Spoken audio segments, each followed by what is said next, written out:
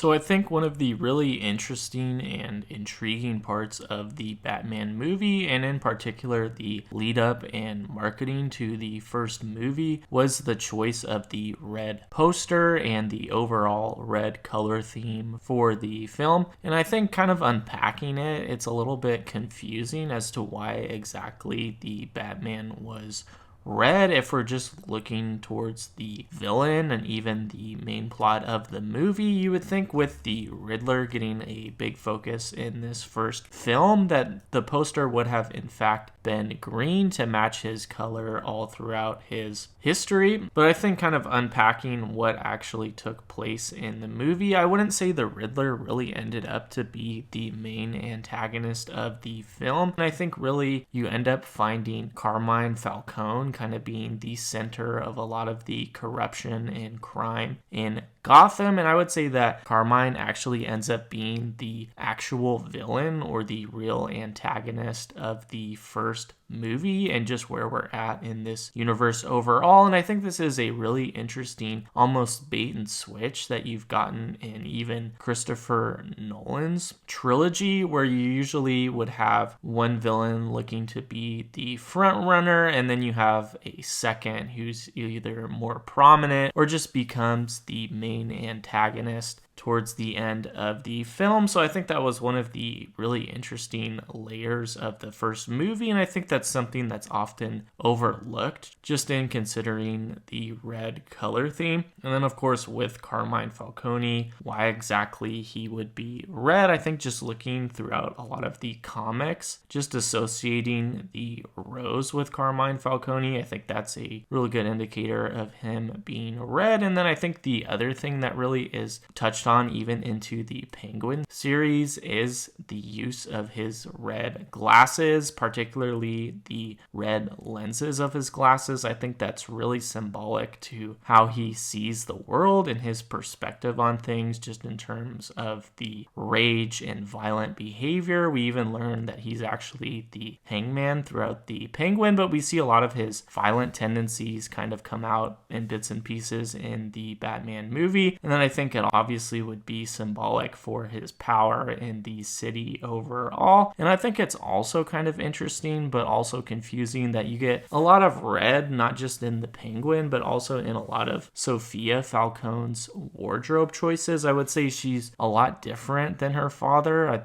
I'd say she's a lot more in the middle in terms of she wouldn't have many heroic tendencies, but I wouldn't say she's really a villain either. So maybe somewhere in the anti-hero category, depending on how her actions play out, or even the anti-villain category, I think would be a better spot for Sophia. But seeing her with the red, I think is a little bit interesting in terms of where they decided to go, especially towards the last scene that we see of her before getting put away again. But going back to the overall rage and violent behavior that we find with Carmine Falcone, I think the same could also be applied to where we find Batman in this universe in terms of his rage and his violence. He's obviously nowhere near the level of Carmine Falcone, but he definitely has a lot of issues just in terms of his overall purpose of being Batman. We still find him, since this is pretty early on in his career, we still find him being a lot more vengeful in a lot of his acts. And even though like in the beginning when we see him saving the guy off the train, we still see a lot of his emotions come out. And even though he is doing it for the greater good of the man's protection, it's still debatable whether or not he's just really doing this for himself, just to unleash a lot of his trauma out on everyone else.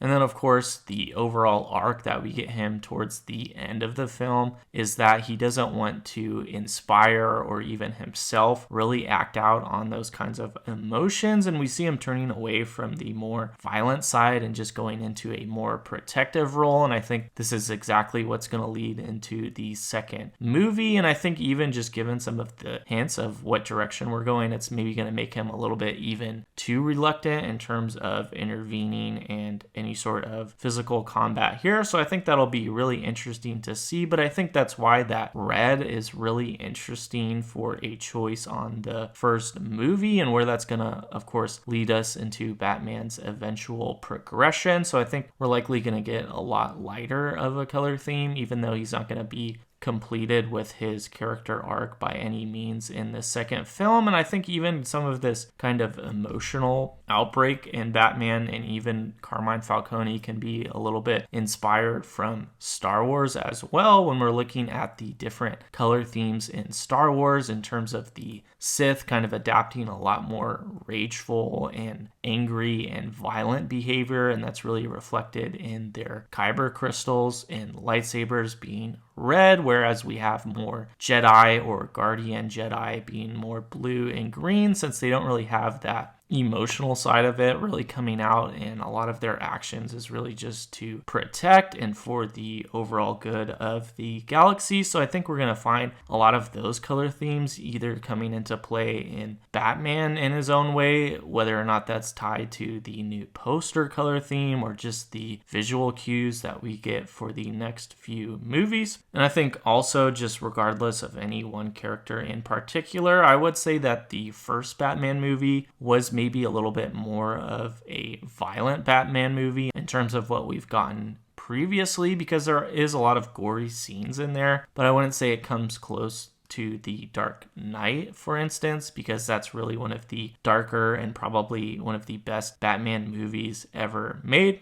And I think also, just taking a step back from all of the analysis, maybe just simply the red was just an aesthetic color that they wanted to go with. I think this was definitely maybe what happened with some of the first shots that we got as Robert Pattinson in the Batsuit. Maybe they just liked how the red in particular reflected against the suit and for the shots, and then they decided to carry that into the official poster and whatnot. So I think it could just be a coincidence in that sense, or maybe they just wanted to go with something different, something that would stand out from other Batman movies, so that's why they went with the bright red as well. But feel free to let me know your thoughts on this, and I'll see you later.